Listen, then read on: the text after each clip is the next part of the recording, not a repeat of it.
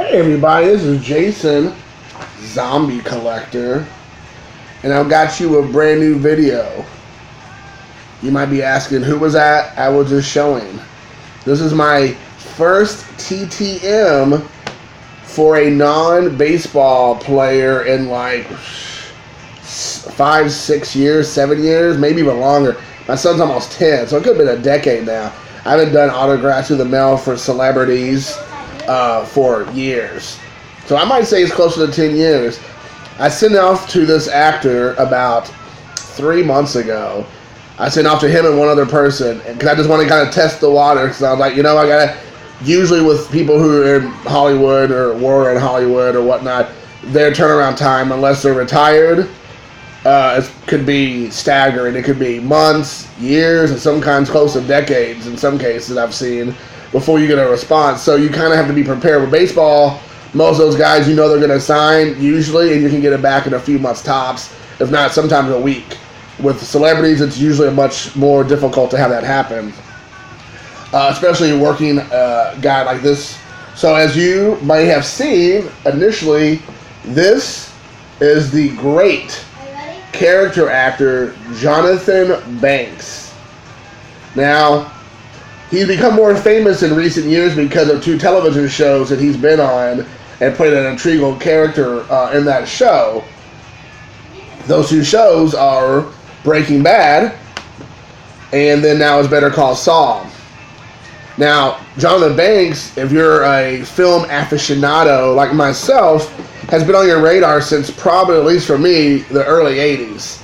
I actually wrote down a few movies that I remember him in vividly, and I want to share those with you. So the first up, he was in Gremlins. He played, I believe, like a deputy or a sheriff or something. He kind of was like, to the Zach Galligan character who played the teenage son who had Mogwai.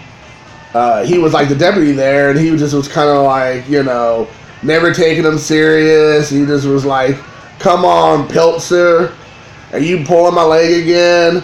But that was like his kind of first role that I remembered. He's a great character actor. I don't know if I already said that, but a lot of people don't realize there's a difference between like Hollywood actor, like leading man role, and then a character actor. A character actor is the kind of actor who usually plays in lots of films and TV shows, but they can morph into different characters easily. They can be politicians, they can be corrupt drug addicts, they can be military police, or they can be like a boardroom executive, they can be the best friend, but usually they're playing second fiddle to the star of the movie or the star of the show. That's Jonathan Banks. But the thing about Jonathan Banks is, because he's such a great actor, he takes the limelight off the actor. Like, he comes in there and just owns it, and then now the main actor that people want to come see has to take their game up, because Jonathan Banks is a great actor. He happens to be a character actor, but he knows how to command presence on camera. He's just amazing. And if you know anything about his TV show, there's going to be some spoilers here, guys. So, Breaking Bad, when his character, I think his name was Mike in the show, when his character finally ends up dying, dude, it is seriously one of the worst deaths of Breaking Bad. Because he shouldn't have died. He shouldn't have died. He died because he was in the wrong place at the wrong time, basically, with the wrong situation, and because he was too proud to just walk away.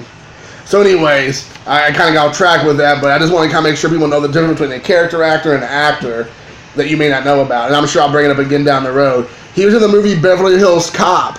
Now, this is the real movie that sticks out to me, because he plays a real scumbag character with the against Axel Foley,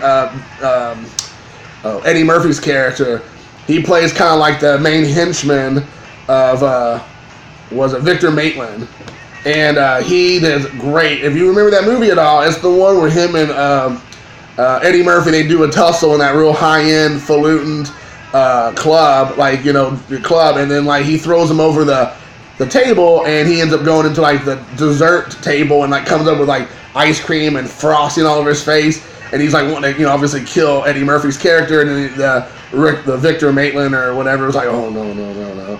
you know. So anyways, great movie. He's in Boiling Point, or Boiling Point, if I was like my Southern Indiana, Kentucky accent kind of came through there, which is what Wesley Snipes, another great movie. Under Siege 2, Dark Territory, with Steven Seagal. And then a movie that, or TV show that I kind of forgot he was in, but it was 7 seasons, so like I got lost in how many episodes, was in Dexter. And he played a great character in Dexter as well. So anyways, guys, that's kind of like my list. I mean, if you go to his Internet Movie Database page, I mean, he has 100, if not more, what do you want to call, 100 different credits. That's the word I was looking for. So he's been in tons of TV shows. I think he started like in the mid-70s, and obviously he's working all the way up to today. So I will tell you one of my strategies, and this may not be like a shock to a lot of people, especially if you're a TTMer already, but one of the things I always do is, because if I send him a letter and I just talk to him about Breaking Bad, guess how many people probably do that? Probably 90% to 95% or even more, because that's what he's known for, and that's what people care about at this moment. So I always send actors or actresses or directors or whatever questions about specific films or off-camera things that may have nothing to do with what they're known for, or like a bit part and stuff. Now, I may address something about the movie. That's true, but I don't ask him everything about just Breaking Bad. Like, I don't think I even asked him one question about it. I also talk a lot about their background, where they grew up, what they did for a living beforehand. You know, kind of like what Chase does, and he has that 10 questionnaire thing, or 12 questions. I kind of do that, but not so many. And I talk a lot about who they are as a person, not them as the celebrity. And that has always worked out to me, because I get a lot of cool responses. That brings me to Mr. Banks' response. He sent me back a nice little response, and he said, Carpe Diem. And then he sends here, I don't care, that's not anything personal. But if you can read that, I asked him, he went to IU. That's Indiana University for all you people who wouldn't know. But how would you not know? IU is like thebomb.com. But he went to IU back, I believe, in the 70s and graduated. So I asked him about, what was it like living in Indiana and going to school at IU and all that, because I took the time to go to his website, or like Wikipedia, or like maybe some interviews he's done over the years, and just like come up with like a couple good questions that weren't just necessarily just about his being in a movie or movies or TV shows, but try to, like I said, treat him like a person and not just like I'm out to be an autograph hound and just track him down.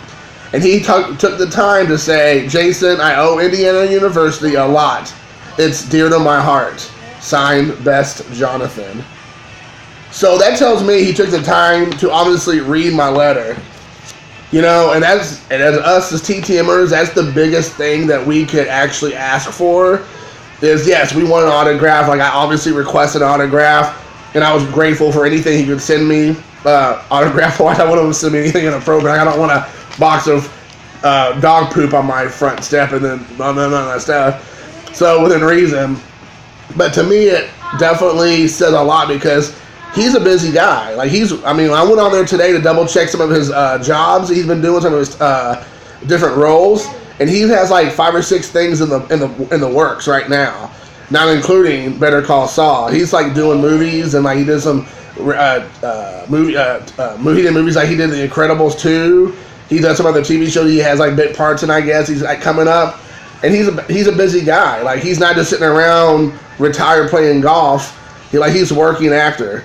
And it made me feel good that he took the time out to read my letter, actually respond, which made sense, the response.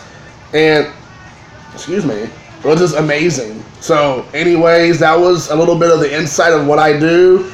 Talk about films that maybe, or TV shows that they may not be really known for. Talk about topics, a little bit about maybe their personal lives. That most people wouldn't know about, because it took the time to actually research the guy or gal and ask them a little bit about that. And, like I said, just treat them almost like a person, like you're talking to a friend. And then, I think those things, my success rate has usually been really high because of that.